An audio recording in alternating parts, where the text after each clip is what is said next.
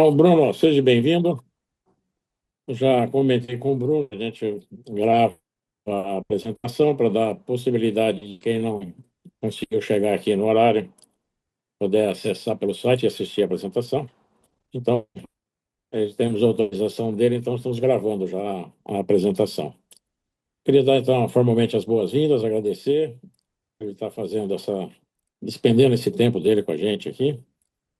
E queria iniciar, quer dizer, ele vai falar para a gente sobre o cenário de macroeconomia, ainda vai ser 2026 e 2027, um ano que estamos a alguns meses de uma eleição, e evidentemente tem muita coisa que para agora, que gera uma certa turbulência aí de mercado, né? Justamente porque o foco passa a ser ações para a eleição, e às vezes a macroeconomia fica esquecida ou abandonada nesse período, para depois ser retomada com o novo presidente ou com o atual presidente eleito, né? Vamos chamar assim. Me preocupa um pouco a situação, porque nós temos um PIB pífio previsto aí, que talvez nem chegue a 2%, e uma relação de dívida com o PIB piorando em função disso. E, claro, uma relação de dívida aumentando e um PIB que não consegue crescer. Então, é uma situação que eu acho que ele poderia abordar e comentar com a gente. E falar um pouco, talvez, sobre uma transição fiscal, né? Que um processo eleitoral congela tudo, e como é que vai ficar para o próximo ano, né? Uma coisa sobre dólar e tendência, se faz algum sentido buscar alternativas em investimentos em ouro ou fundos cambiais. Acho que são coisas que a gente poderia explorar na conversa aí com o Bruno. E a dinâmica de preços, né? Quer dizer, com o IPCA, a projeções são de 4% por esses 2 anos. Eu acho que é difícil. E quais seriam o que poderia pressionar as demandas? É alimento, energia, plano de saúde, quer dizer, o que pode afetar nisso? E quais as tendências da nossa taxa Selic, que para 2027, né? Porque a 2026 eu acho que já dá para a gente adivinhar, né? Bom, acho que é mais ou menos isso, se a gente puder explorar, e ele puder falar um pouco para a gente sobre isso, acho que a gente vai ter uma boa palestra, né?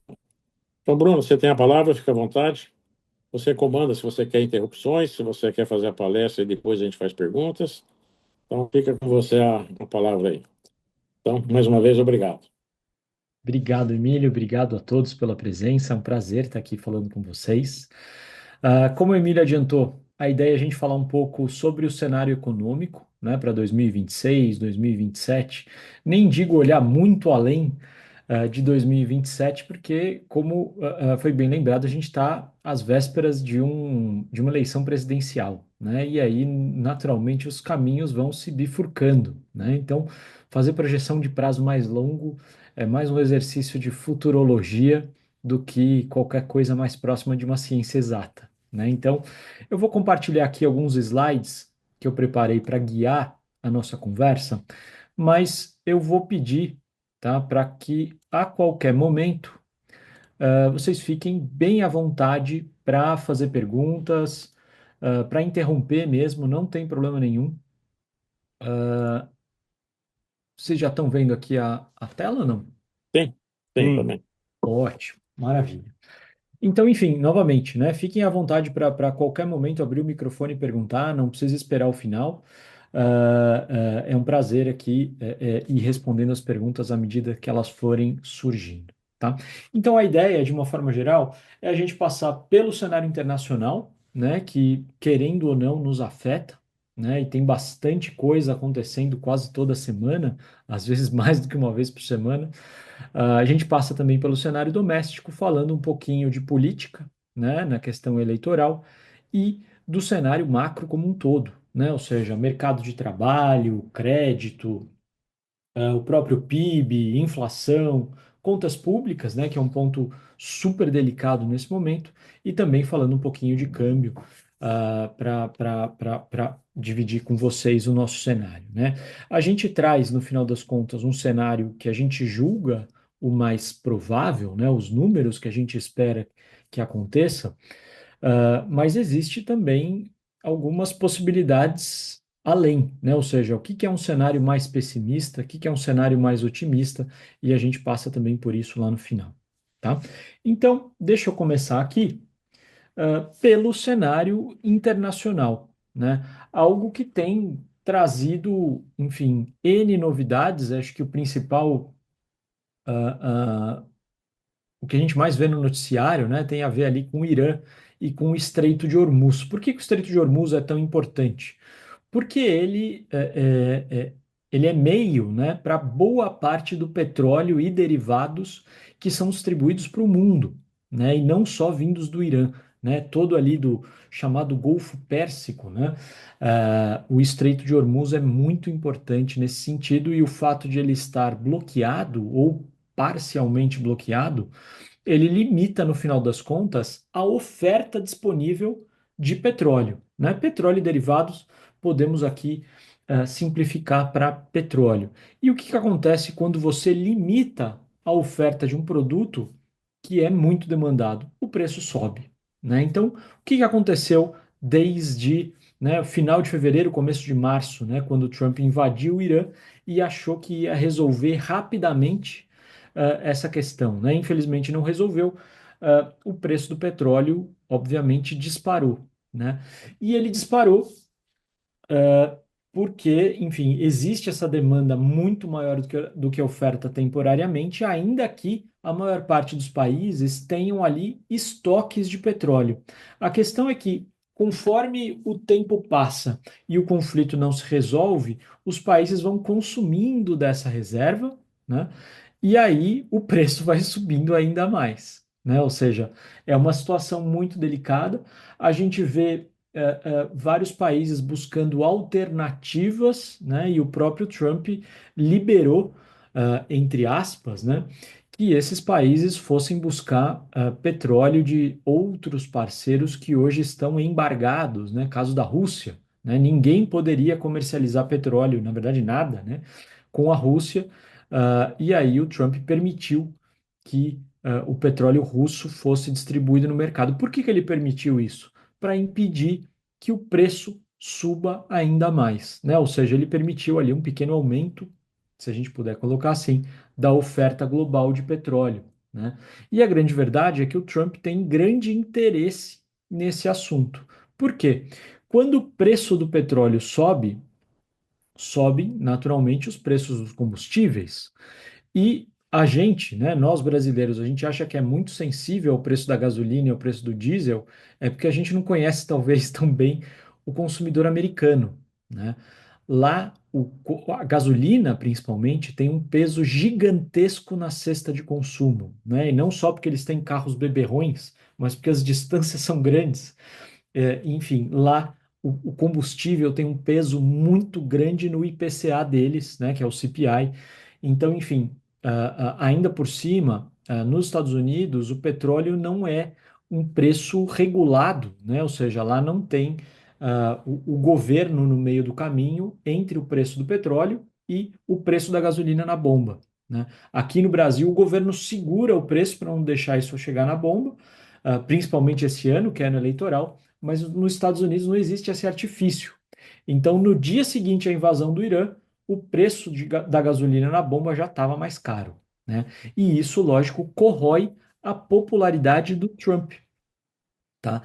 É nesse sentido que a gente e boa parte do mercado aposta numa tentativa de solução o mais rápido possível por parte do governo americano, ou seja, o interesse do Trump é terminar essa bagunça o quanto antes para o preço do petróleo cair logo, tá?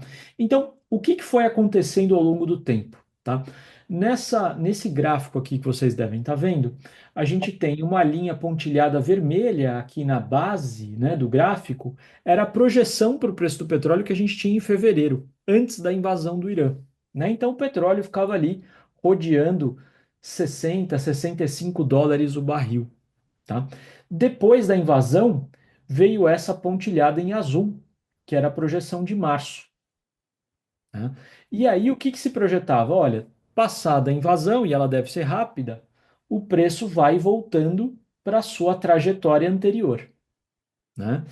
Só que a solução está demorando muito mais do que o esperado, né? Não é à toa que o Trump quase toda semana tenta anunciar que, olha, a solução está resolvida.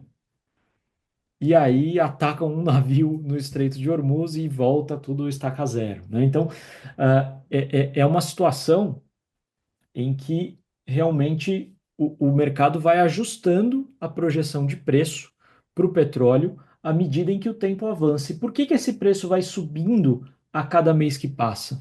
Porque as reservas vão diminuindo, ou seja, quando o conflito passar, você tem que comprar ainda mais petróleo para repor a sua reserva que foi gasta. Tá? Então, essa é a situação que a gente tem hoje, e podemos contar que, se o conflito demorar mais, a gente pode naturalmente estender essa barra azul aqui para cima e pensar numa nova trajetória de acomodação, tá? Em direção à acomodação. Então, essa é a situação que a gente tem hoje, né? É um ponto que já está pressionando não só os preços de combustíveis, mas toda a cadeia que envolve os combustíveis, né? Ou seja, preço de frete, preço de seguro e, naturalmente, as coisas no supermercado, né? Porque aqui no Brasil, por exemplo, e não é diferente em outros países do mundo, quase tudo é transportado a partir de uma máquina diesel, né? Que seja um caminhão, que seja um trem, numa ferrovia, tudo isso depende do preço do diesel de uma forma ou de outra, e se o preço do diesel sobe, o frete sobe, o produto final também vai subir, tá? Então, é esse o mecanismo que leva uma alta de preço de petróleo virar um processo inflacionário, né? Quando a gente fala de inflação, na verdade, é o nível de preços em geral da economia subindo ao mesmo tempo. Então, no final das contas, o petróleo, né, o preço do petróleo, ele é só o gatilho para um possível processo inflacionário. E é isso o que os mercados, de uma forma geral, estão aguardando para ver, né? Como que vai ser esse repasse aos preços em geral, né? Como eu havia comentado, o Trump ele está numa situação muito delicada com essa questão do conflito no Irã, porque isso tem corroído a sua popularidade. Tá? É verdade que ele tem perdido popularidade por vários fatores, né? Pela imigração, pela questão do comércio internacional, pelo próprio desempenho da economia americana, mas mais recentemente tem surgido a questão da inflação. Tá? Então, uh, esse ano, né, particularmente, é um ano importante porque é ano de eleição nos Estados Unidos, não de eleição presidencial, mas de eleição para o Congresso, né, e para o Senado. E as projeções atuais, elas estão dando uma derrota acachapante para os republicanos. Ou seja, os democratas eles estariam levando hoje uh, o Senado e a Câmara. Ou seja, o Trump teria, no final das contas, muito mais dificuldade em governar, em impor a sua agenda num cenário em que ele é minoria no Senado e na Câmara. Tá? Então, a situação para ele ficaria particularmente difícil e só reforça essa ideia, né, de que o Trump deve tentar, né, no final das contas, encerrar esse conflito o quanto antes para estancar essa perda de popularidade, né, ou seja, pelo menos retomar uma parte disso e evitar uma derrota tão grande nas eleições de meio de mandato, tá? Mas nos Estados Unidos, de uma forma geral, a situação ainda não é tão crítica, né, do ponto de vista econômico, tá? E tem até algumas boas notícias, né? Principalmente quando a gente fala nos Estados Unidos de investimento, né? Porque no final das contas, a gente falando aqui de um cenário muito arriscado, né? Com muitas incertezas, o que que a gente vai pensar? Que o investimento cai, né? Ninguém investe quando você tem incerteza. E no caso dos Estados Unidos, a gente está vendo um aumento grande do investimento puxado pelo investimento em IA, né, em inteligência artificial, que é o investimento em data centers, em energia, em computadores e periféricos, né? Então, se a gente tirasse o investimento em tecnologia da jogada, o investimento estaria caindo, né? Mas por conta do investimento em tecnologia, o investimento total nos Estados Unidos está crescendo e crescendo bastante. Isso impulsiona o restante da economia americana. Tá? Não é à toa que nos últimos meses, né, a gente tem visto o mercado de trabalho americano com um desempenho bastante bom, né? A taxa de desemprego por lá está em torno de 4,5%, né, que não é o nível mínimo, mas é um nível bastante baixo, mesmo para níveis dos Estados Unidos. Tá? A renda, né, a remuneração do trabalho nos Estados Unidos segue crescendo acima da inflação, mas a inflação nos últimos meses já começou a aparecer. Né? Vale lembrar que nos Estados Unidos a meta de inflação é de 2%, aqui no Brasil é de 3%. Né? E lá o desvio em relação à meta é muito mal visto. Né? Aqui no Brasil a gente não liga tanto para isso, mas por lá isso é bastante importante. E a inflação que estava girando em torno de 2, 2,5, ela já bateu agora em abril 4%. Tá? Então a inflação por lá está começando a assustar, e isso, lógico, coloca os agentes com um pezinho atrás. Né? Na própria China, né, o índice de preços ao produtor vinha em deflação desde 2023 e agora já está subindo e subindo bastante, né? Ou seja, todos os indícios aqui de que a gente pode estar observando o início de um processo inflacionário global se esse conflito não se encerrar logo, tá? A aposta hoje é que se encerre logo, mas caso não se encerre, a coisa pode ficar um pouco mais feia, né? E é nesse contexto que a gente vê os bancos centrais do mundo todo ficando de cabelo em pé. Em que sentido? Né? Se a atividade econômica não está tão forte e você começa a ter um processo inflacionário, qual que é o receituário, né, para os bancos centrais? Subir A taxa de taxa. juros. Então você sobe taxa de juros para tentar frear esse processo inflacionário, né? Uh, Nos Estados Unidos, né, o Fed, que é o banco central deles, o Federal Reserve, ele vinha num processo de corte de taxa de juros e ele desistiu de continuar esse processo desde fevereiro. Né? Ele abandonou esse processo de corte, ele falou: olha, eu vou ter que esperar para ver, eu não posso continuar cortando juros se a minha inflação está subindo.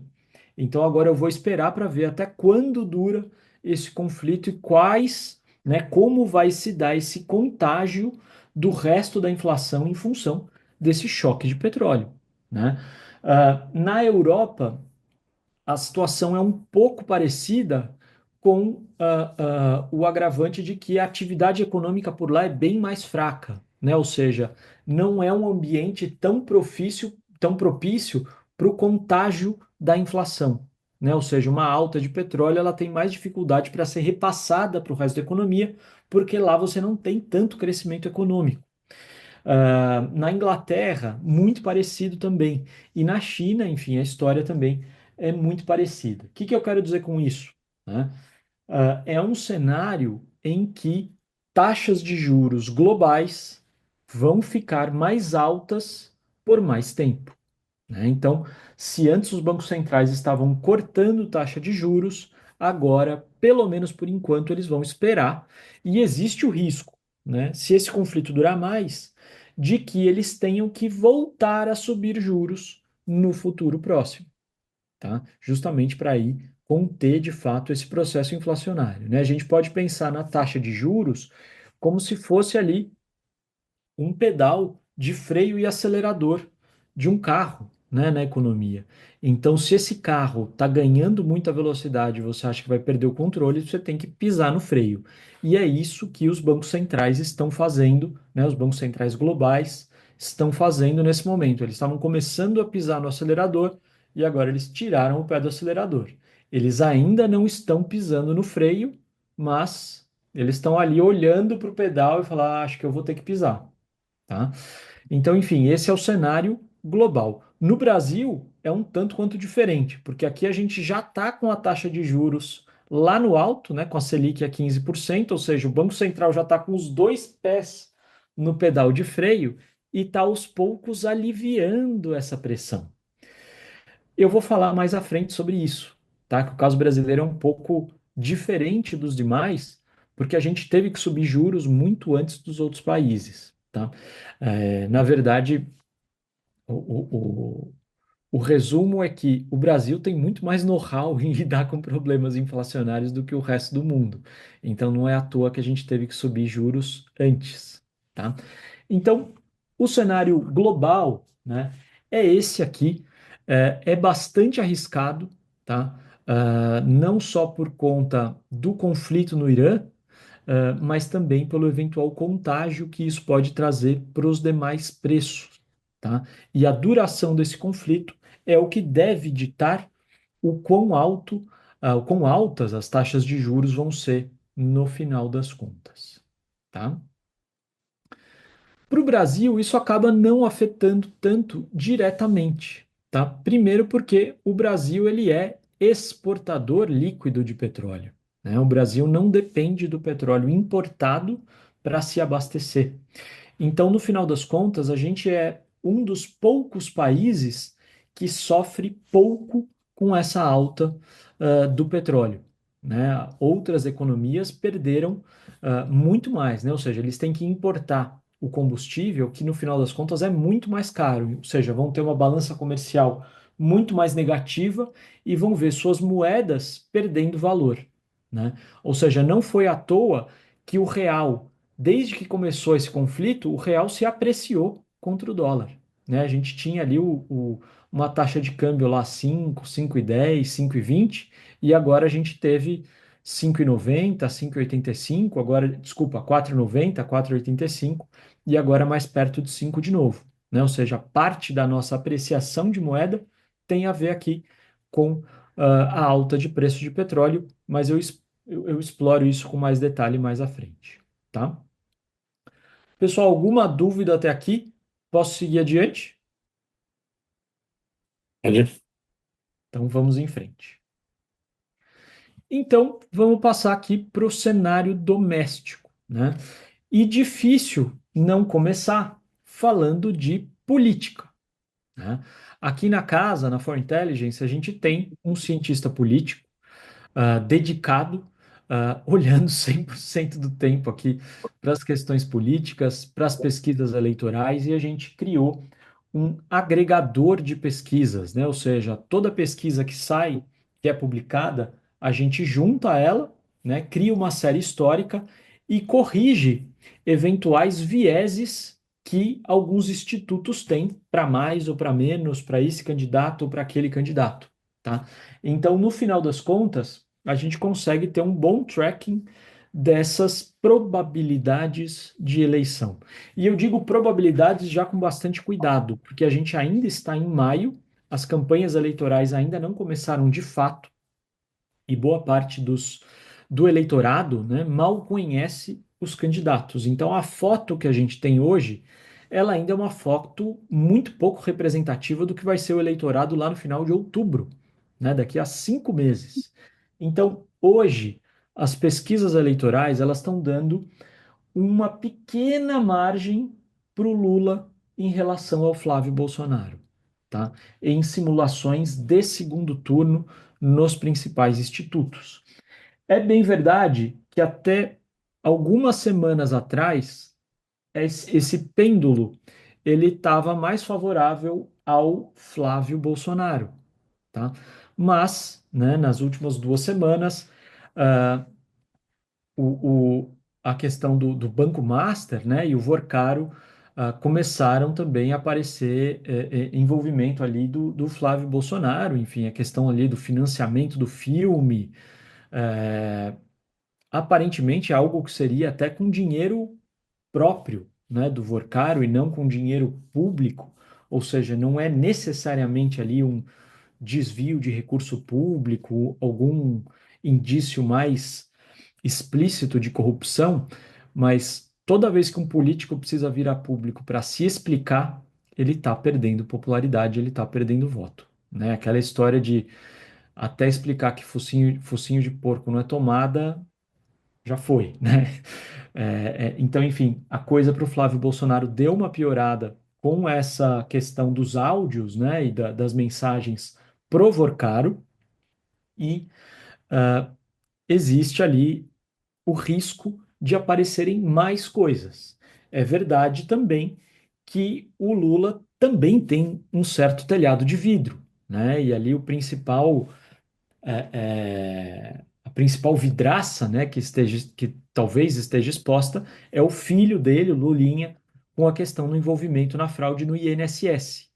Então, enfim, a verdade é que a gente deve vir ver um jogo de atirar pedras, né, uns nos outros, que não é diferente do que a gente vê nas últimas eleições, na verdade, em todas as eleições, mas devemos ver uma eleição novamente muito polarizada, assim como foi a última, né?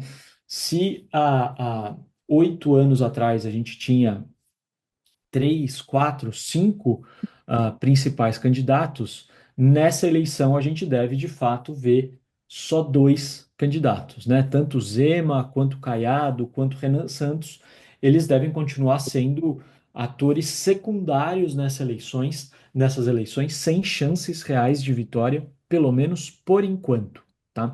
E por enquanto, o Flávio Bolsonaro deve de fato ser o candidato principal candidato representante da direita, né?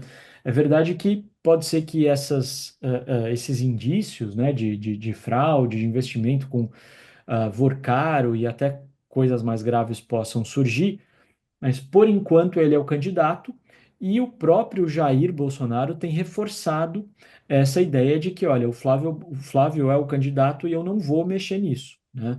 Ah, havia especulação de que a ex-primeira-dama, né, a Michele, pudesse ser uma candidata, mas a família tem tentado afastar essa possibilidade, né? Tudo indica que o Flávio deve de fato ser o candidato. Ele já tem, né, bastante rejeição nas pesquisas, mas deve ser algo bastante parelho, tá?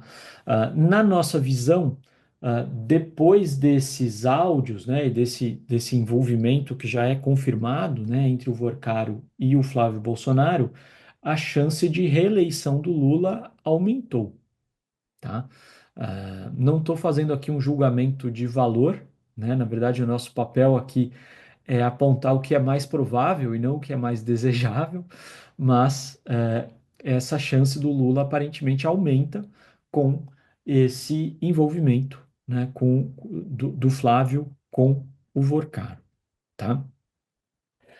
Portanto, né, o nosso cenário econômico hoje, ele está dando um peso um pouco maior para essa reeleição do Lula, tá? Então, pelo menos para 26 e 27, a gente está enxergando um cenário de Lula reeleito, né? Seria ali o Lula 4, e seria um governo muito parecido com o que a gente vê em Lula 3, tá?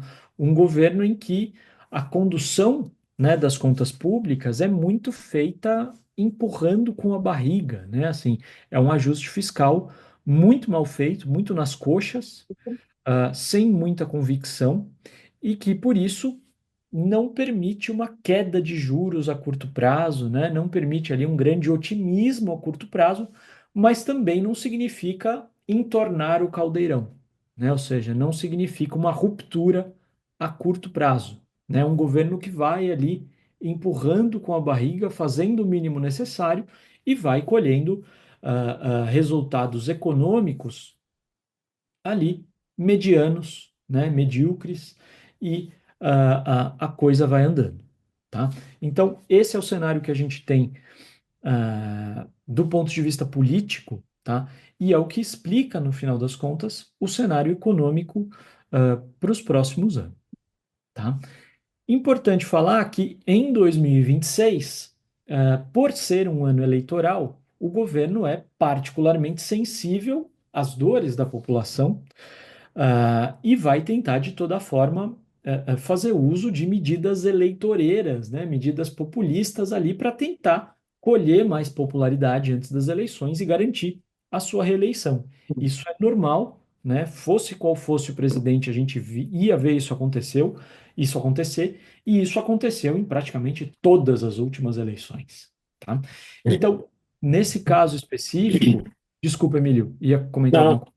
mas vai falar que acabei de receber a notícia que a Câmara aprova a queda dos 6 por 1. Não deixa de ser uma medida eleitoreira, né? Exatamente, exatamente.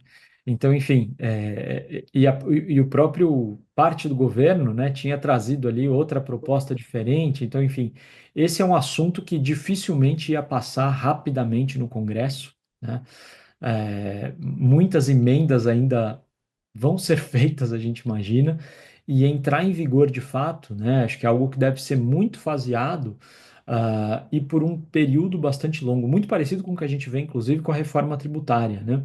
Reforma tributária começa a entrar em vigor no ano que vem, mas de forma faseada, né? Ou seja, o processo como um todo leva mais de 10 anos, e o próprio benefício, né? Se é que haveria algum benefício para a economia como um todo, também deve demorar bastante, tá?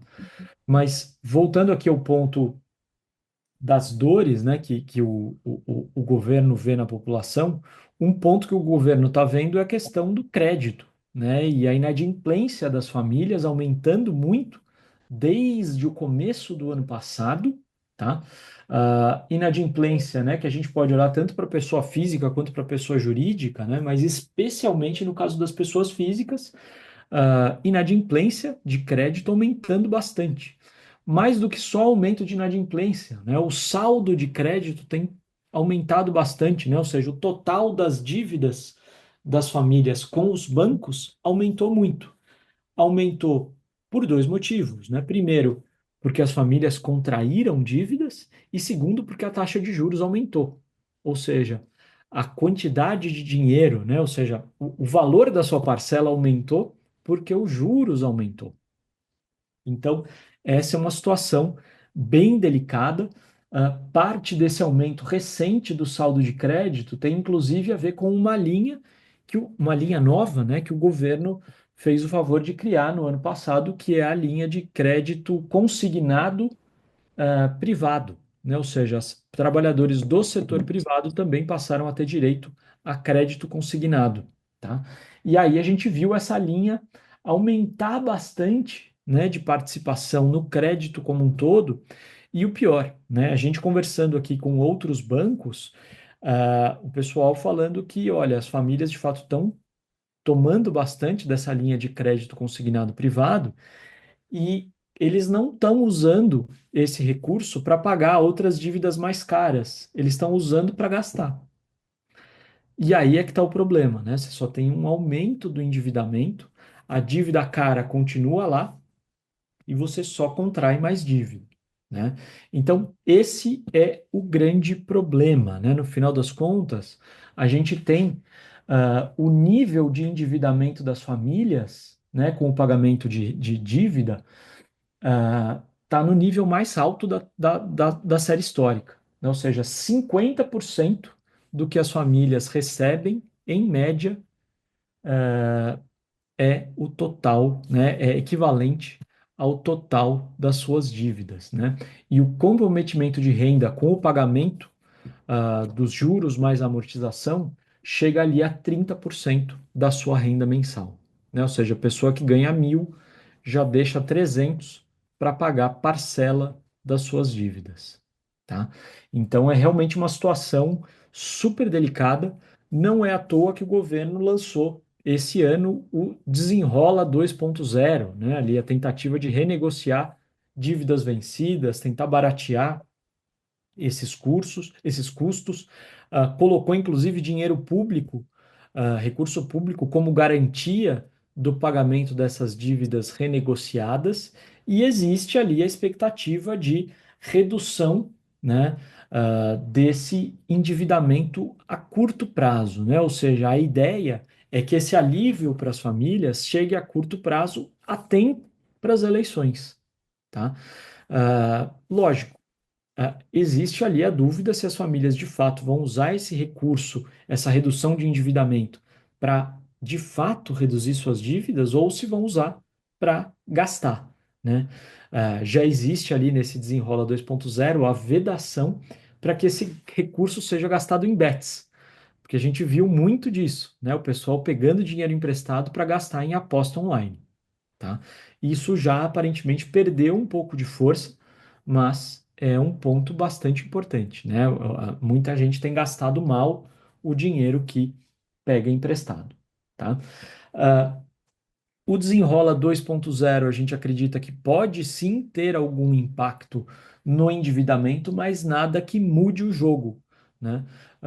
Em 2023, o mesmo governo lançou o Desenrola 1, né? Seria a primeira versão do Desenrola, e ele trouxe ali alguma redução no endividamento das famílias, alguma redução na inadimplência, mas nada muito forte, né? A inadimplência saiu de 4,1 para 4,7, para 3,7, né? Ou seja, dez por pouco, cento pouco menos de meio ponto percentual, né, de redução de inadimplência, e é uma linha que já vinha em queda, né? Hoje a inadimplência está em 5,3%, né? Um nível bem mais alto. Então, a gente tem dúvidas sobre a real eficácia do Desenrola 2.0, mas é ali uma medida para tentar aliviar a pressão em cima do consumo, tá? Ah, quando a gente olha para as empresas também estão muito endividadas e com inadimplência crescendo, né? Isso também é um sintoma de taxa de juros alta por muito tempo, né? A Selic, né, hoje está ali pouco acima de 14%, mas ela ficou muito tempo em 15%, né? Um patamar ali super elevado, e toda empresa que tem dívidas, né, vai acabar, lógico, se afundando. É uma dívida que ficou cara, né, difícil de carregar. Não foi à toa que a gente viu ali notícia de Pão de Açúcar pedindo recuperação judicial, né, várias empresas pedindo recuperação judicial para tentar renegociar essas dívidas de curto prazo que estão caríssimas porque o juro está alto, né? Então, esse é um sintoma do juro alto por muito tempo. Novamente, por que que o juro está alto por tanto tempo? Porque a inflação está alta, porque as contas públicas não estão equilibradas, né? Então, o governo tentando resolver o problema do crédito, né? Não a partir da solução definitiva, que seria uma solução das contas públicas, mas simplesmente tentando resolver a curto prazo, né? O endividamento das famílias, o endividamento das empresas, tá? É verdade que as empresas têm outras formas também de se financiar, que é não só via crédito bancário, né? Então, emissão de títulos a mercado, né? Emissão de debêntures, ah, tudo isso tem sido feito, né, pelas empresas nos últimos anos, né? Principalmente porque o crédito direcionado reduziu bastante, né? O papel do BNDES desde 2014 e 2015 reduziu muito, né? Isso até um ponto positivo, porque daria para se dizer que lá atrás, 2013 e 2014, o papel do BNDES era excessivo, tá? Mas, enfim, tudo isso para dizer que a situação do crédito é realmente bastante delicada do ponto de vista das empresas e do ponto de vista das famílias, né? Mas, para não dizer aqui que eu sou um mensageiro do apocalipse, né, e que eu só trago notícia ruim, a gente tem também notícia boa, né? Mercado de trabalho é a principal delas, né? E o mercado de trabalho vem com boas notícias há vários anos, tá? Desde ali de 2021, né, da saída da pandemia, o mercado de trabalho vem surpreendendo positivamente, tá? E positivamente de várias formas diferentes, né? Primeiro, quando a gente fala de ocupação, né, ou seja, número de pessoas trabalhando, ah, estamos num patamar recorde da série histórica, né? Vejam aqui que é esse gráfico, não sei se dá para enxergar bem, esse gráfico aqui, mais ou menos no centro da tela, na parte superior, ele vem crescendo, né, e vem apontando para cima, né? Ou seja, a ocupação cresce mês a mês. Aqui a gente está falando da ocupação tanto do emprego formal quanto do emprego informal, tá? Então aqui todos os tipos de ocupação são contemplados, tá? Em paralelo a esse aumento de ocupação, a gente tem também um aumento da do emprego formal, né, dos trabalhadores ali CLT, e a gente tem também um aumento da renda, né, para muito além do aumento da inflação, né? Então, o número de pessoas trabalhando aumentou e vem aumentando, os salários aumentaram e seguem aumentando, e a taxa de desemprego hoje é a mínima histórica, tá? Não só a mínima histórica, mas renovando essa mínima já há vários meses, né? Dá para ver aqui que o ritmo de queda diminuiu. A gente acredita que a taxa de desemprego ela deve ficar mais ou menos estável este ano e no próximo, o que não é uma má notícia, né? Porque a taxa de desemprego, como vocês bem sabem, está medindo duas coisas ao mesmo tempo, né? Ou seja, o número de desocupados em relação ao número de pessoas procurando emprego. Então, se o número de pessoas procurando emprego aumenta, mas o número de desocupados também aumenta, você tem ali uma taxa estável, né?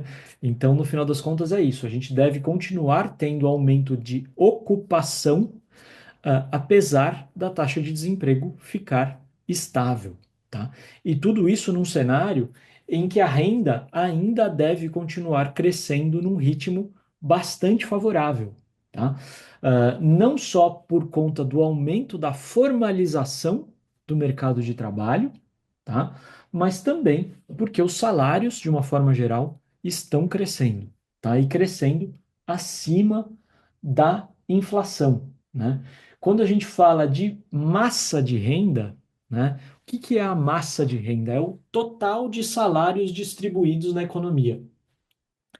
E a gente pode decompor essa massa em dois fatores. Primeiro, a massa pode crescer porque o número de pessoas recebendo salário aumenta, e ela pode crescer porque o salário médio aumenta.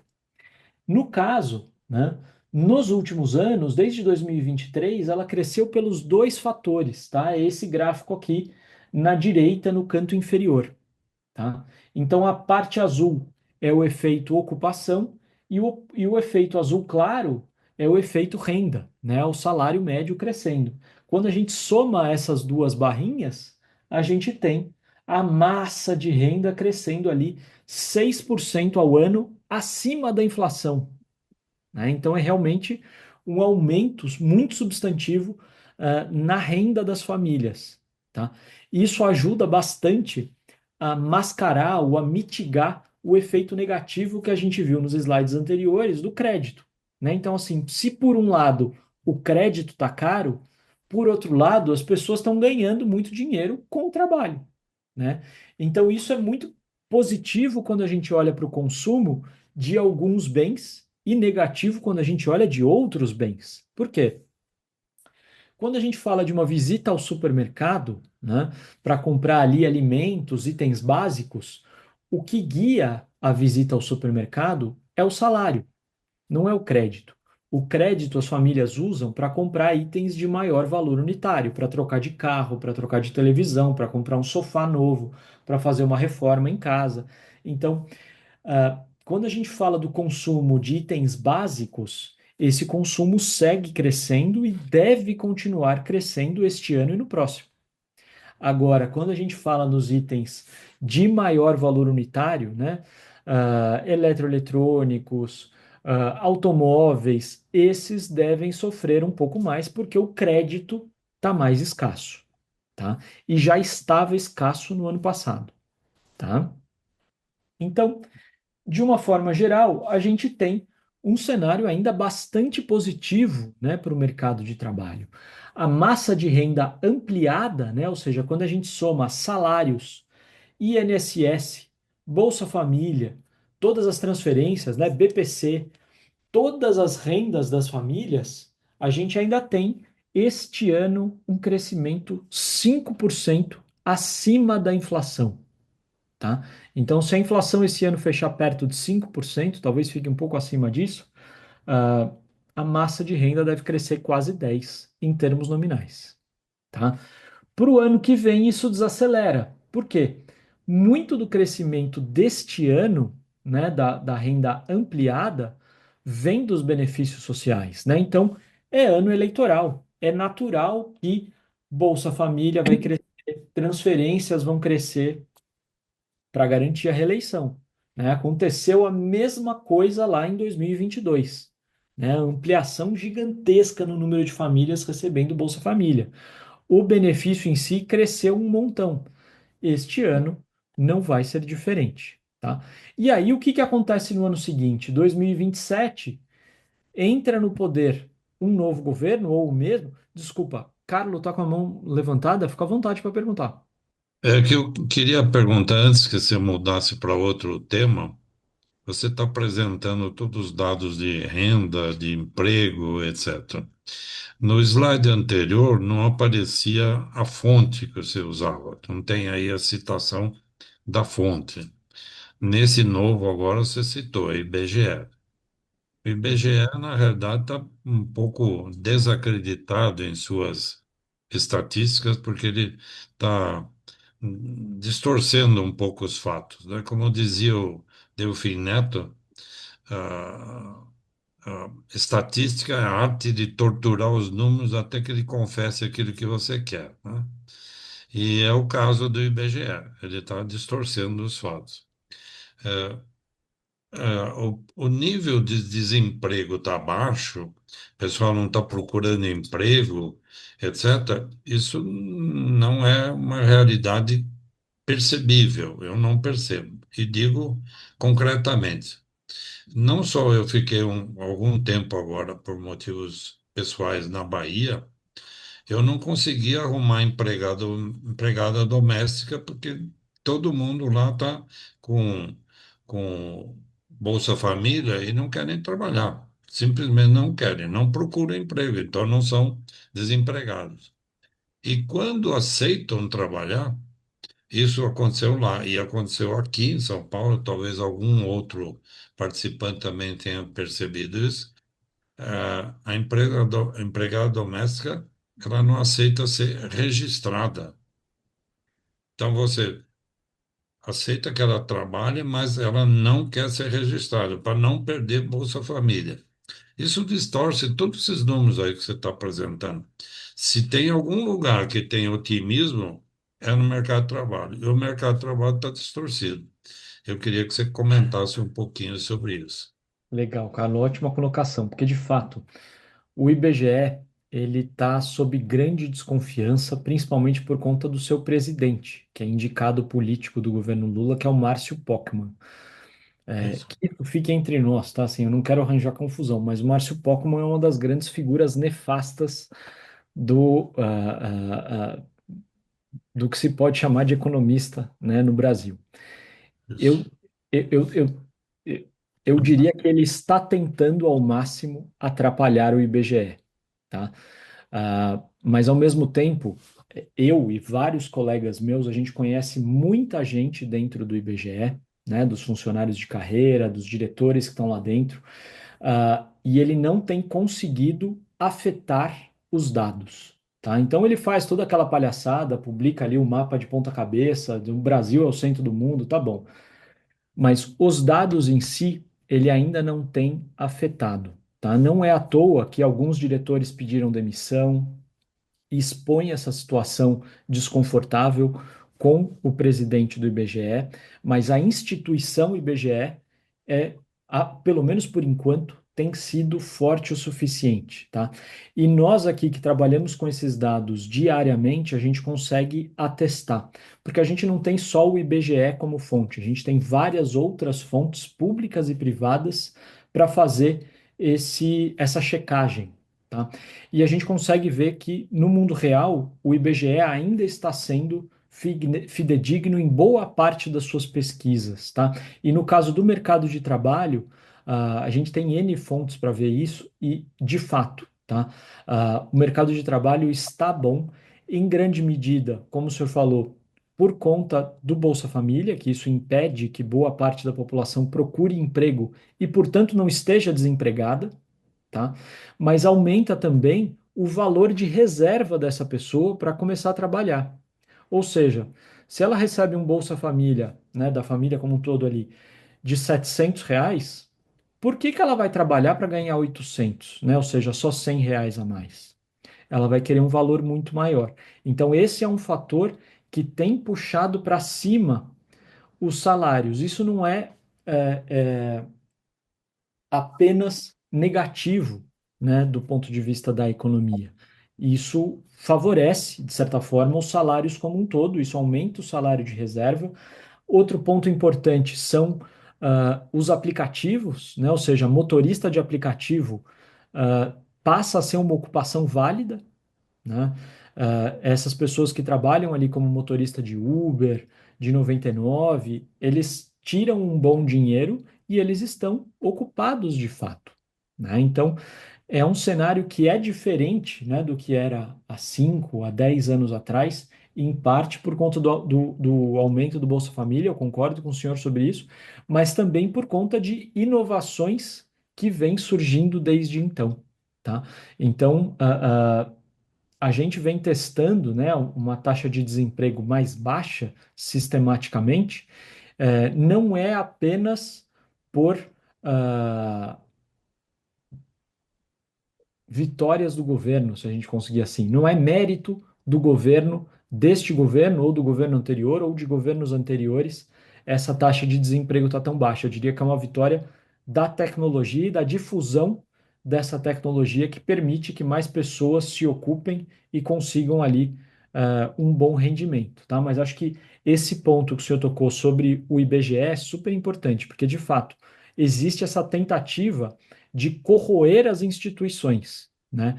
E no caso do IBGE, isso tem ali um sucesso muito restrito, e felizmente ainda não chega nos números oficiais que a gente encontra públicos, tá? O senhor comentou também que a gente não publicou aqui a fonte e, de fato, né? A gente mistura várias fontes aqui e nem todos os gráficos a gente consegue colocar.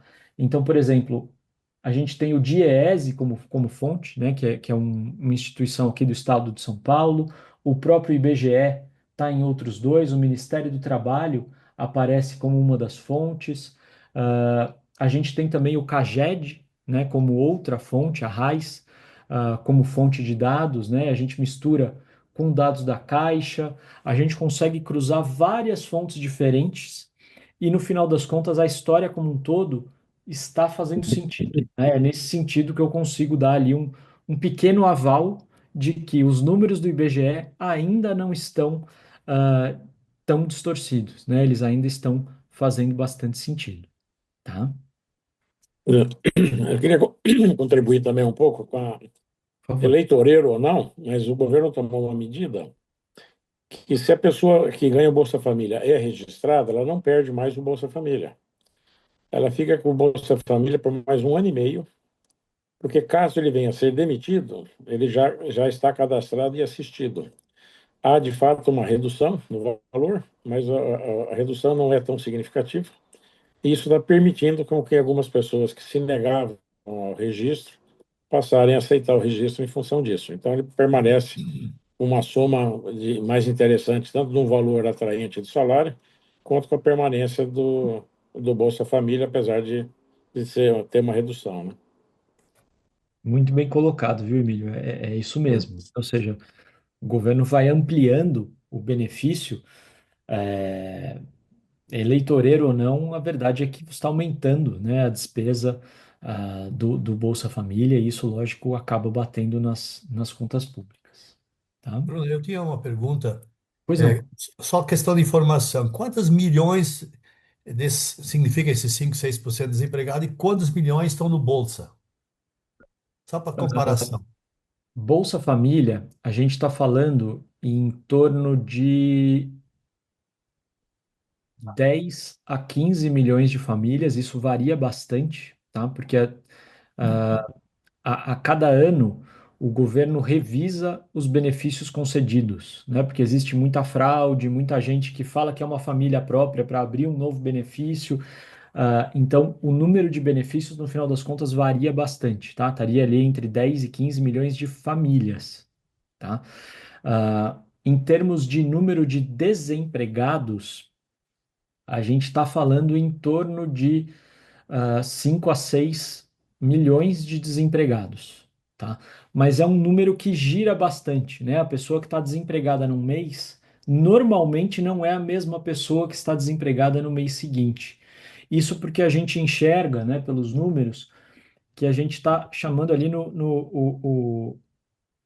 o desemprego que é o meio roleta, né? Ou seja, a pessoa perde emprego no mês, mas como o mercado de trabalho está crescido, ele consegue rapidamente se recolocar no mês seguinte ou 2 meses depois, né? Então é um desemprego temporário e não um desemprego longo, né? Um desemprego perene ali que dura muito tempo. E isso não é maior, essa rotatividade, porque muitos esperam receber na totalidade o seguro-desemprego para depois se registrarem, né? Isso, isso. No caso Então, do emprego formal, de fato, Emílio, para quem é informal, isso acaba não afetando não está tanto, mas como a afetando. gente tem um aumento muito importante do emprego formal, né, dos trabalhos CLT, esse é um efeito bem importante também. O Izio está com a mão levantada também? Ô Bruno, eu tô há 5 horas à frente de vocês, por isso não tenho vídeo. Mas é o seguinte, a pergunta do Carlos Flore, na minha opinião, ainda não foi respondida. Eu acho que ele tem razão quando ele coloca que o Bolsa Família mascara esta estatística de desocupados, entende? Então, aparentemente, temos um baixo índice de desemprego no Brasil, mas em grande parte provocado por esse altíssimo o índice de pessoas que estão vivendo de Bolsa Família. E também de aplicativo. Aplicativos eu até concordo, porque o aplicativo ele está, de uma certa forma, sendo remunerado pelo trabalho que ele executa. Bolsa Família, não. Então, acho que a pergunta do caso Flor ainda não está respondida. Qual é a sua opinião Não, sobre isso? eu concordo sim. Eu concordo. Acho que o Bolsa Família ajuda a tirar do mercado de trabalho pessoas que, se não fossem o Bolsa Família, estariam trabalhando ou procurando emprego, tá? Mas isso faz parte das estatísticas do mercado de trabalho, né? Só considerar quem está ativamente buscando trabalho, né? Então, de fato, se não houvesse Bolsa Família, a taxa de desemprego certamente seria mais alta, tá? Por quanto, qual seria esse percentual? Acho que é difícil de precisar, né? Porque depende muito de pessoa para pessoa, qual que é o seu valor de reserva, se outra pessoa do domicílio está trabalhando ou não, né? Mas certamente. Eu concordo, né? O fato de existir o Bolsa Família ajuda a manter baixa a taxa de desemprego. Ok, obrigado. Imagina. Então, seguindo adiante aqui, né? E aqui a gente passa para o PIB, né? O PIB esse ano ele deve crescer algo em torno de 2%, né? Ah, parecido com o que foi no ano passado, onde o crescimento foi de 2,3%, mas por razões totalmente diferentes, né? O número é parecido, 2,3 e 2, mas os componentes, né, o que causou esse PIB ano passado e este ano são fatores totalmente distintos, né? Vale lembrar que no ano passado, muito do crescimento do PIB se deu por conta do crescimento da agropecuária, né? A gente teve no ano passado uma safra agrícola fantástica, né? A safra agrícola cresceu 12%, tá? E eu só não digo que ela puxou sozinha o PIB do ano passado, é porque a agropecuária, ela pesa só 10% dentro do PIB, né? Ela tem um peso pequeno. Ah, ao passo que os outros setores, né, indústria e serviços, têm um peso muito maior, né? Este ano a história é bastante diferente, porque o agro este ano cresce só 0,4%, né? O que pode ser visto como um número ruim, mas na verdade ainda é um número muito bom, né? Porque pensando que se cresceu quase 12% no ano passado e você mantém esse patamar esse ano, já seria uma notícia boa, né? Meio que o raio caindo 2 vezes no mesmo lugar, né? E fatores climáticos explicaram em grande medida o bom desempenho do ano passado e o bom desempenho esperado para este ano, tá? Ainda que a gente tenha ali um risco de El Niño na segunda metade do ano, tá? Bruno, Mas, eu tenho uma pergunta sobre os 12% do agro. A por favor, indústria do agro, que são os frigoríficos, fábrica de óleo de soja, etc., faz parte dos 12 ou faz parte da indústria? faz parte da indústria. Ótima pergunta, porque a partir do momento que você colheu a soja, Se você tritura a soja, ela passa a ser indústria. É Hum, um produto processado. Então, a agropecuária ela tem um peso muito pequeno porque ela é só a etapa mais básica da agropecuária, né? Ou seja, a partir do momento que você faz alguma transformação naquele alimento ou o que for, ele já passa a ser contabilizado na indústria, tá? obrigado. A indústria no Brasil tem um peso muito maior, tem um peso ali em torno de 25 a 30%, tá? E, enfim, e o que puxa então o PIB deste ano, né? Pelo lado da oferta, né, pelo lado de quem produz, se não é a agropecuária, o que que é que puxa? Este ano deve ser a indústria, né, que cresce 2%, e os serviços, que crescem 2,2%. Tá? No ano passado, esses números foram mais modestos, né? 1,4% da indústria, 1,8% dos serviços. Né? Mas se do lado da oferta são esses os componentes, o que está do lado da demanda? Né? Porque para cada PIB tem quem produz e quem consome. Né? O principal componente do lado da demanda é o consumo das famílias. Né? Ele representa ali quase 70% do PIB pela ótica da demanda. E ali a gente teve no ano passado o consumo das famílias crescendo só 1,3%. Esse ano deve crescer 2%, né? Ou seja, esse essa puxada, né, do PIB este ano, ela é puxada pelo consumo das famílias. E aí vocês vão me perguntar, mas por que que o consumo das famílias cresceu só 1,3% no ano passado, se você me falou que a renda cresceu quase 6%, acima da inflação? Exatamente. A resposta é o preço dos alimentos. Porque a inflação no ano passado, ela foi alta, né? Foi uma inflação ali um pouco acima de 4%. Só que a inflação de alimentos foi ainda maior. A inflação de alimentos, desde 2024, ela acumula quase 10% de alta. Então, assim, o salário das pessoas aumentou, só que chega no supermercado e não consegue encher o carrinho. Então, não era à toa que, mesmo no ano passado, né, e começo desse ano, enfim, os números até aqui, a gente tem um mercado de trabalho super positivo, renda das famílias crescendo, mas a popularidade do governo está baixa. Né? A popularidade do governo não está indicando uma reeleição fácil. Né? Então, é por conta disso. Né? O consumo das famílias, o tamanho do carrinho do supermercado não cresceu tanto quanto os salários. Né? Então, as famílias ali estão um pouco frustradas por conta desse aumento de preço de alimentos. Culpa do Né? preço da picanha. O preço da picanha, a picanha que ia voltar andando para o prato do brasileiro acabou desviando, né? E, enfim, passou longe aqui. Eu não como picanha já há algum tempo.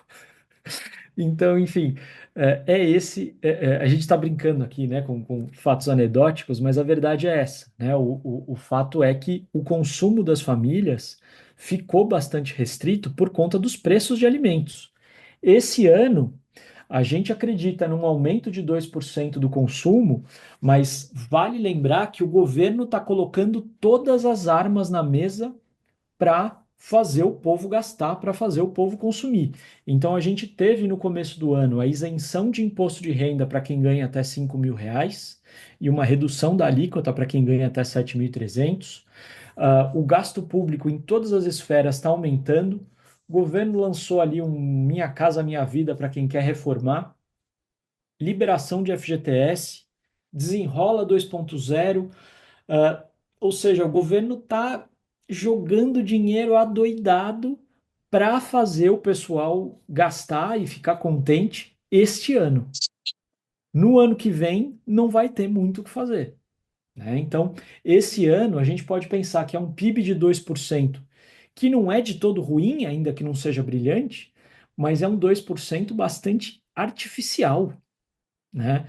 É o chamado voo de galinha, né? Se a gente puder colocar dessa forma. Pois não, Carlos, pode perguntar. É o seguinte, você está mostrando o crescimento do PIB esse ano, ano passado, 2%. Não é um número para se comemorar, de forma nenhuma, né? Eu diria que esse é um crescimento de PIB. Você tem algum slide aí que mostra o crescimento dos últimos 10 anos, ano a ano? Porque deve ser a média dos últimos 10 anos, se for 2%, não deve ser muito mais do que isso. Então, não está acontecendo nada de especial para crescer 2%. Isso aí é bem pífio, esse crescimento do PIB. Certo? Então, se não fizer nada, cresce 2%. No fundo é isso. Tá?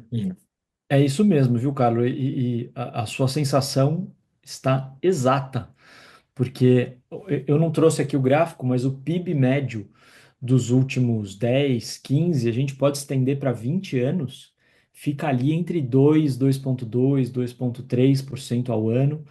Esse já é o nosso ritmo normal de crescimento, tá? E a grande verdade é que se o governo não tivesse colocado essa bazuca de benefícios este ano, o crescimento seria muito menor, né? Ou seja, o governo está colocando anabolizante no número desse ano para tentar garantir a reeleição. Não fosse a questão eleitoral, o PIB desse ano ia ficar ali perto de 1%. O nosso PIB normal hoje, né, o PIB tudo mais constante, o que a gente chama aqui de PIB potencial, ele fica entre 2 e 2,5% ao ano. Isso porque o Brasil, ele de certa forma, ele perdeu um pouco o bonde do crescimento, né? Há 10, 15 anos atrás, a gente falava que o Brasil era o país do futuro. Não é que hoje não seja, mas essa uma afirmação que perdeu muita força. Hoje é o país do passado.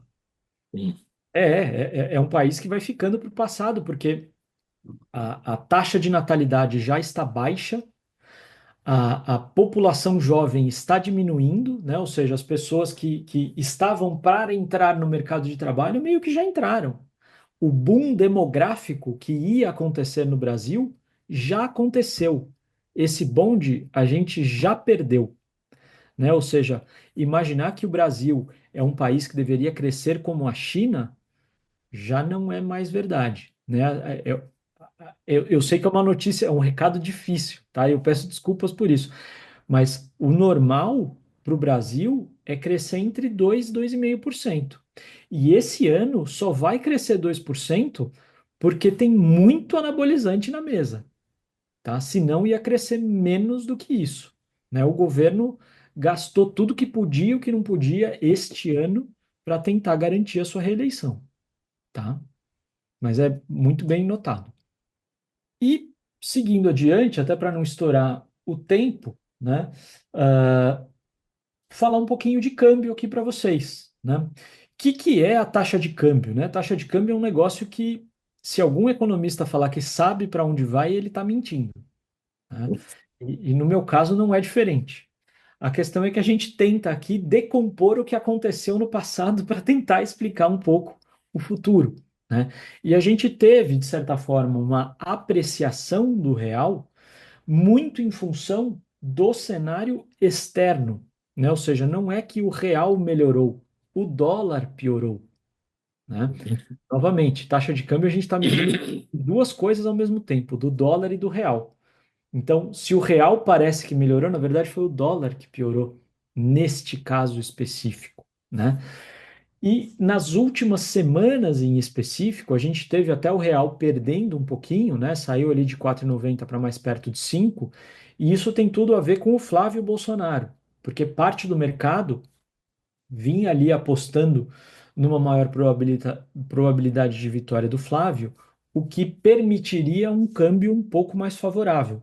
Só que como as chances do Flávio Bolsonaro pioraram, o mercado como um todo começou a vender essas chances de vitória, né? Então, no final das contas, tem mais gente vendendo o real do que comprando, por isso que o real devolveu um pouco desse movimento, né? Mas bem pouco, só 10 centavos, eu estou falando aqui mais como curiosidade, né? O que move o mercado de fato é questão do dólar, preços de commodities de uma forma geral, né? E um fator que nos ajudou é o petróleo, né? Como eu falei lá atrás, o fato do preço do petróleo ter subido nos beneficia em termos líquidos, porque o Brasil exporta petróleo mais do que importa, né? Isso significa receber mais dólares do que entregar mais dólares, tá?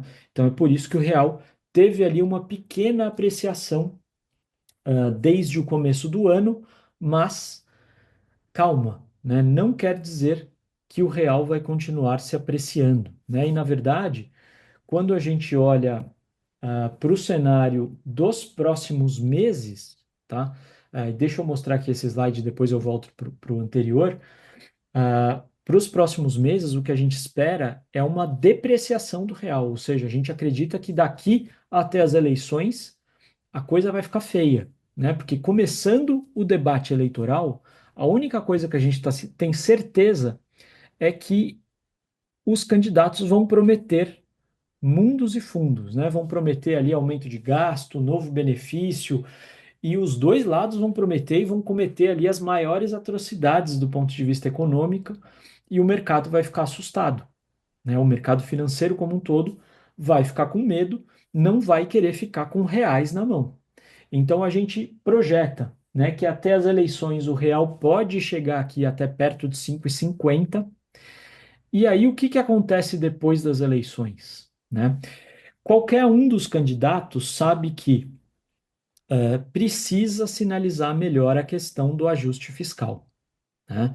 Só que isso não é um ponto que ganha voto. Então ele só vai falar sobre fiscal, sobre contas públicas depois das eleições. Então, depois das eleições, o governo eleito, seja ele qual for, vai falar: olha, pessoal, calma, eu vou também arrumar as contas públicas, né? Do meu jeitinho, mas eu vou arrumar. E aí o mercado se acalma um pouco. A gente imagina que o câmbio vem para mais perto de 5,30, tá? Mas é um patamar bem mais depreciado do que o que a gente tem hoje. Pode falar, Luísio, por favor. Ô, Bruno, recentemente um colega seu chamado Márcio Appel, da Adams Capital, afirmou que o câmbio no Brasil já deveria estar em 8. O que você acha dessa afirmação?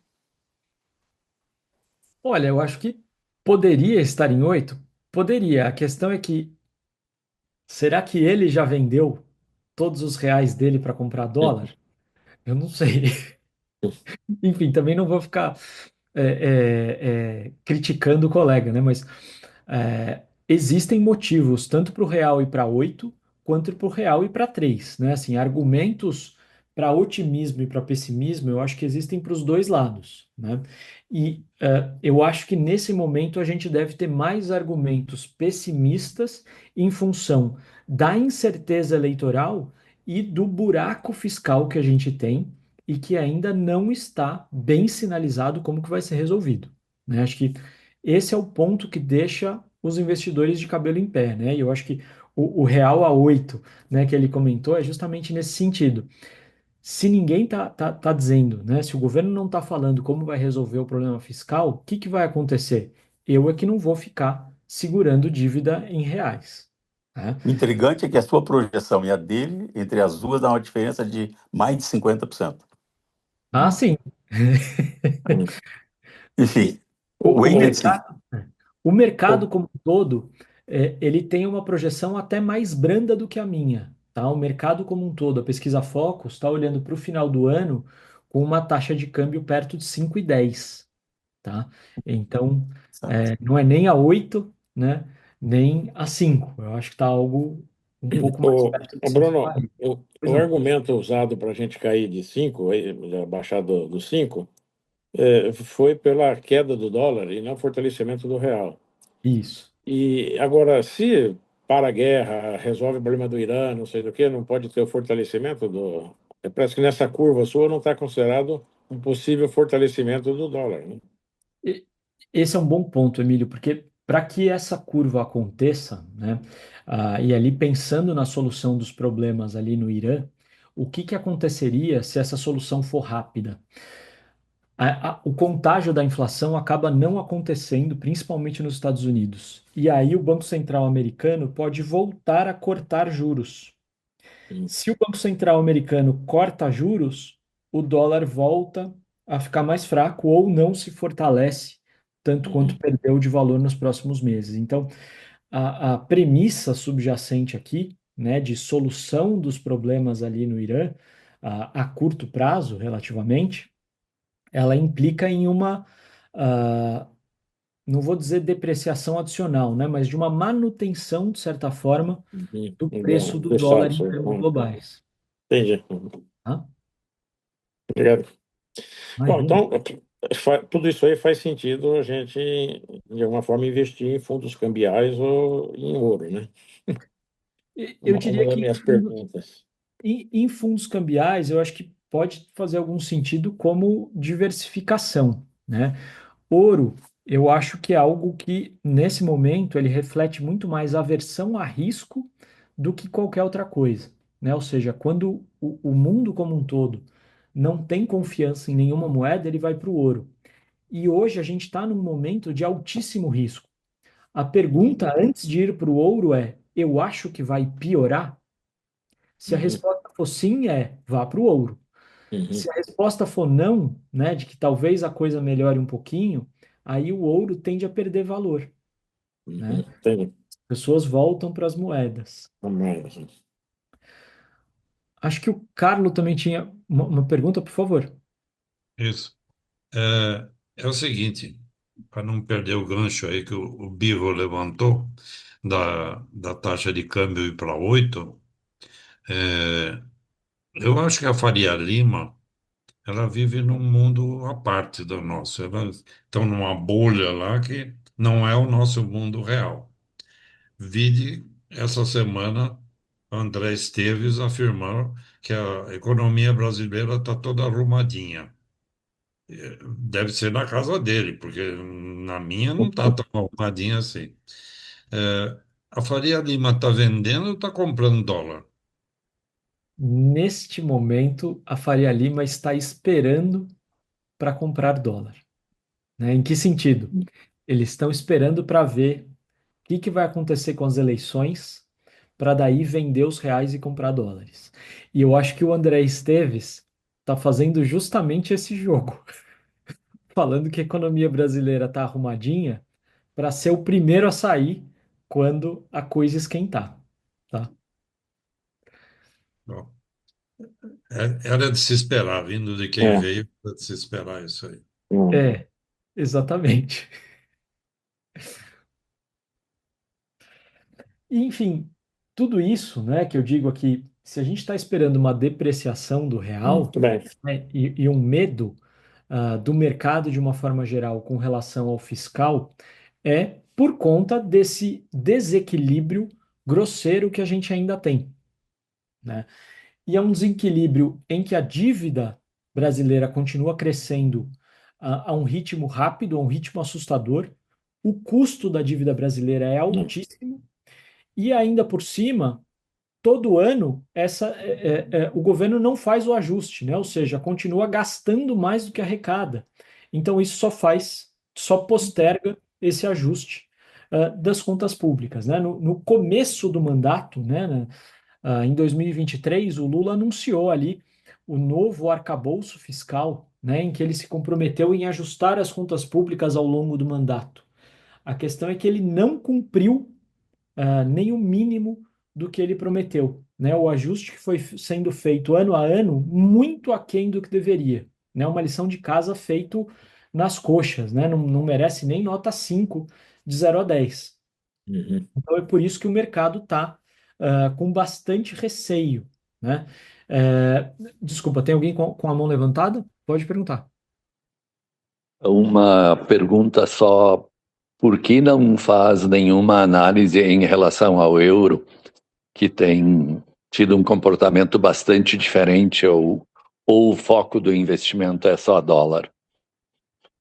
A gente costuma comparar com o dólar porque, enfim, é a moeda que se mais usa aqui na conversão no globo, né? Acho que o euro é uma ótima alternativa e a gente vê nos últimos anos também boa parte dos investimentos fugindo do dólar e indo para o euro, mas o próprio euro ele acaba tendo também as suas mazelas, né? Assim, a saída do Reino Unido há um tempo atrás, os riscos, né, de governos ali muito nacionalistas e muitos países falando ali em saída da União Europeia, ainda que sejam discursos extremistas, tudo isso também coloca risco no euro, né? Por isso que quando a gente fala de taxa de câmbio, a gente costuma usar o dólar como a principal comparação, mas a verdade, e eu concordo com o senhor, né? O dólar já não é mais uma comparação tão boa, porque o dólar tem oscilado muito, né? Principalmente sob Trump, né? O Trump fala muita coisa e causa medo, né, nos mercados. E quando a gente fala de taxa de câmbio, a gente gostaria de uma comparação fixa, né, e não de uma comparação que também está em movimento. Mas eu concordo, acho que o euro é uma boa alternativa ao dólar, ainda que o bloco, né, a União Europeia, a zona do euro, tenha também os seus desafios, Isso. né, que também são bem relevantes. Tá? Eu coloquei as nossas projeções, tá, para 2026, 2027. A gente tem também um cenário pessimista, né, um cenário adverso para 26 e para 27, e um cenário otimista para 26 e 27, né? O que define qual caminho a gente vai tomar, né? Se é o básico, se é o otimista, se é o pessimista? É justamente a condução das contas públicas. Porque em 2027 o quão duro o governo vai ser com o fiscal. Né? Se ele for muito duro, a gente vai para o cenário benigno e aí a gente colhe frutos mais cedo. Se o governo, por sua vez, perder credibilidade, enfim, for mais leniente com o fiscal, aí a coisa degringola, né? O câmbio sobe, a inflação sobe, os juros têm que subir a reboque, né? E aí a gente vai na direção de um cenário pessimista. O que a gente acredita, no final das contas, é que a coisa continua mais ou menos como está, né? Fazendo um ajuste fiscal ali mais ou menos, né? Olha, em 5 anos eu vou arrumar a casa, né? Enfim, isso não vai permitir que a taxa de juros caia muito. A inflação deve continuar mais ou menos onde ela está, né? Perto ali de 5, 4%, distante do centro da meta, que é 3%. E com isso a gente vai ter um PIB ali crescendo menos do que 2% ao ano no próximo mandato, né? Nos próximos 4 anos a partir de 2027. Muito bem. Gente, olha, queria agradecer, acho que alguns tiveram aqui sair, mandaram mensagens aí agradecendo, dando os parabéns ao Bruno. Então, eu reitero os parabéns, Bruno, excelente apresentação. Obrigado a todos que puderam ficar aí até o final. A apresentação vai estar lá disponível, a gente vai poder ver, dar uma olhada nos gráficos aí com um pouco mais de calma. E fica aí um canal aberto, se alguém tiver uma pergunta a fazer, a gente faz, que a Ana Maria coleta. Quem sabe a gente passa aí para o Bruno depois fazer a resposta de algumas delas, tá bom? Claro, fique à Então, vontade. ok. Obrigado mais uma vez, Bruno. Excelente apresentação. Obrigado a todos. Que todos tenham agora um bom jantar e que a gente possa se ver na próxima live mais uma vez. Obrigado. Muito obrigada, Bruno. Obrigado. Obrigada.